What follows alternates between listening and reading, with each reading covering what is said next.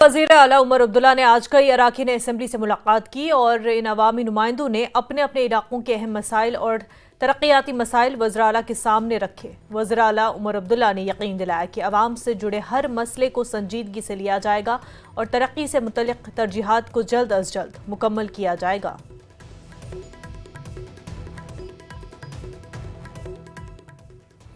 वज़ीर सेहत और तालीम सकीना ईतू ने श्रीनगर के चनापुरा इलाके का दौरा किया और वहां दो अहम ऐलानात भी किए। अपने पहले ऐलान में एक देरीना मुतालबे को पूरा करते हुए उन्होंने चनापुरा के पब्लिक हेल्थ सेंटर को सब डिस्ट्रिक्ट अस्पताल में तब्दील करने की बात की। वज़ीर ने शदीद गर्मी के पेश नज़र पीर से स्कूलों के वक्त में तब्दीली का भी ऐलान किया। उन्होंने कहा कि इस फैसले का मकसद तलबा की हिफाजत और सेहत को तरजीह देना है।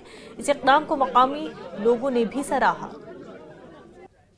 जो यहाँ डॉक्टर्स की कमी है, क्रिएशन नहीं हुई है, क्योंकि क्रिएशन होना बहुत ज़रूरी है। ओवरऑल जब हम जम्मू कश्मीर में बात करते हैं, हमारे पास बहुत डॉक्टर्स की कमी है, क्योंकि इंफ्रास्ट्रक्चर दिया गया, बिल्डिंगें खड़ी की गई हैं, लेकिन जो मेन मकसद है वहाँ इक्विपमेंट्स एंड डॉक्टर्स वो अवेलेबल नहीं है। जब तक आपको इक्विपमेंट चलाने के लिए डॉक्टर अवेलेबल नहीं है और वो डॉक्टर्स जो आपको उस मतलब कंसल्टेंट्स की जहाँ ज़रूरत है, वहाँ आप खाली MBBS से काम नहीं चला सकते हैं। कोविड में ये फंक्शनल था, उसके बाद फिर बंद हो गया है। इसको फंक्शनल बनाया जाए ताकि इस छानपुरा कॉन्स्टिट्यूंसी के जो लोग हैं उनको इस हॉस्पिटल से फ़ायदा मिल पाए, इलाज मिल पाए।